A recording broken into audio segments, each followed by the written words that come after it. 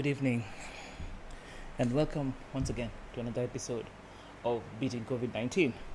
And today we are talking about paradigm shifting thoughts.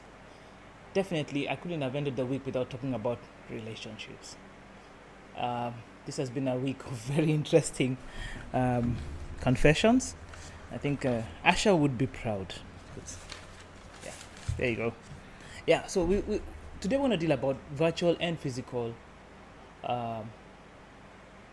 relationships. Well, I wouldn't call them relationships. Like, the fact that COVID-19 has separated people. As I said yesterday, that COVID-19 is like a bridge with no point of return. So you just go and go on the other side. So because of that, most people have been separated from each other, from their loved ones, from their friends and relatives, from those they care about, largely for the sake of safety, because they don't want to spread the disease, or also don't want to catch the disease on the other end. Therefore, coming back into this world, before you come back to operating as the new you and the new society and the new business models and everything, we are faced with the challenge of understanding that during this time of COVID, we have enjoyed and gotten used to and even kind of found a space and a place for virtual relationships and virtual connections. And those things like Zoom and WhatsApp video and FaceTime and all that stuff that everyone is using, this, that, and the third. I like that statement.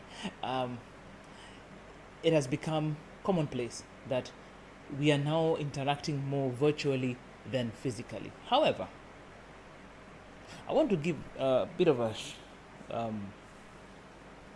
rundown. Virtual relationships, as good as they are, they cannot replace a fist bump. They cannot replace the physical presence of a person, which is much more nuanced, because physical presence brings about feelings, and there is no webcam that can do that. So no matter how many megapixels you have, there are no megapixels for feelings. Yeah. So what's the difference between a virtual and a physical relationship or physical experience? Physical experiences are real. You know the person, you meet the person, there's social distancing, you can actually fist bump, you can say hi, you can sanitize, you can do all sorts of things. Virtual is captioned. It's this screen. What you see, what's behind me, maybe what's around me, what's on the top and the bottom, that's all. You have to make your decision based on, depending on the size of screen you have, 2-inch screen on small phones, or 14-inch, 21-inch, 28, 27-inch screens on a desktop.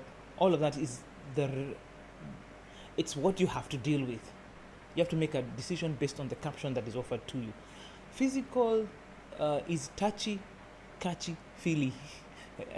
I use that because when people meet in person, because of body language, they would like to sit closer to each other if they like each other, or they're related, or they've missed each other. They would like to draw closer to each other, and that's very difficult in today's time, because if either one of them is infected, you know what's going to happen. Distance helps. So that's the physical thing. Well, virtual is flat. It's one dimension. It's what you see from your screen. Yeah. Physical is good for social adjustments. You see, you can't live in a virtual world forever. So because you become socially maladjusted, you kind of just want to deal with everyone from behind your screen, from a secure nook. Whereas virtual is good for background checks, as in look behind. What do you see? Yeah. So you'll be able to check out what the other person is like, see their attitude, look at where they live, that kind of thing. Is it a binary choice? Does it have to be either virtual or physical? Well, physical and virtual should be juxtaposed with loneliness and seclusion. There are people now who just don't want to go out. They want to stay indoors. They are frightful of the future. They are frightful of the present. They're getting claustrophobic. They're agoraphobic. They don't want to be out in crowds. They don't want to be out in free air. They don't even want to hang out. They have very dictatorial approaches to, let's say, going shopping, finding things to do. It's very clustered, cloistered. I don't know. It's like you're locked up in your own virtual prison. You're dealing with people through the computer more than you're dealing with people in real life.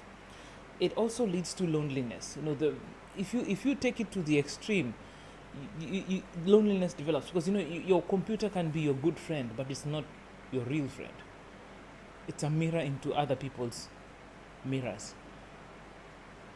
So I just wanted to give a list of maybe about let's see, 1, 2, 3, 4, 5, 6, 10. Yeah, okay. I want to give you 10 ways to combine your physical and virtual connections in a safe way. Number one, roadside picnics.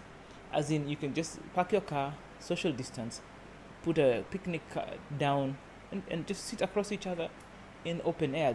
The open air is good because it will disperse any possibility of infection, and also the fact that you can be socially distant means you can enjoy a time with somebody, see them in real life rather than see them through a camera. Number two, parking lot party. You can actually find a parking lot and park, or let's say like your parking lot has both parking lots on either side of the road. Like if you go to Naivas and all these are places where the parking lots actually face each other or face away from each other, you could come and park in open slots, and then just congregate in safely within your parking area, and that way you can have a parking party. Someone can bring the music, and another can bring the drinks, and you can share, you can sanitize, you can actually exist in a safety bubble. Movie sharing. Oh, this is a nice one. As in, you could be watching a movie, and then there is streaming software that allows you to stream what you're watching on your screen. So you can share a movie with somebody who's far away from you, depending on the internet connectivity you have. Socially distant meetups, like for example, if you are in a worship team, for example, or a prayer circle, you can have a, like now, Zoom session, which is for common purpose, where you book share, you prayer share, you sing together. You have a socially distant meetup.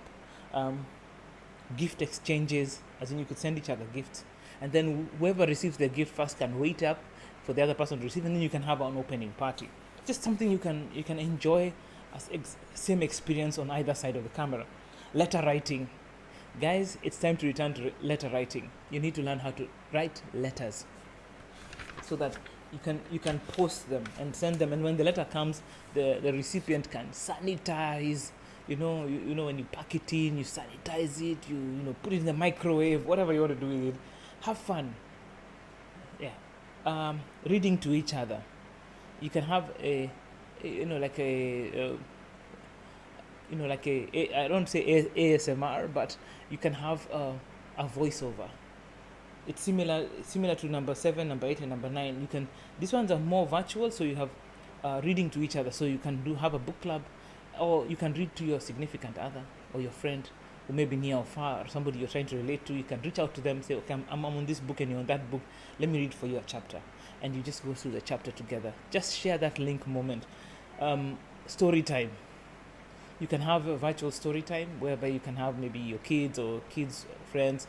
They can all log into a virtual channel, and then you can share a story and then watch their reactions. Or you can even have, because you can have a family unit that is socially distant, meaning that they've kept themselves. So you can have a camera facing this family, your other family, your cousins, your relatives, and friends. You can have like a story time. There's vlogging, which is what we're doing. Podcasting, which is now the audio version of this. And then also, if you are single or you are alone, because some of us and many people are alone, alone with themselves. Maybe they are single parents, or they are single friends, or they're just people who purpose to be not dating, not mingling, just living on their own. This is a time to go social.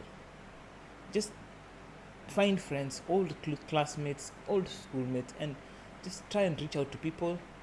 The closing statement is that you should make meaningful connections and not entanglements. So take that with you today, and let it be your moral of the story. Just learn to make meaningful connections and not entanglements. Have a good evening. Take care. God bless you. See you in the next one. Bye.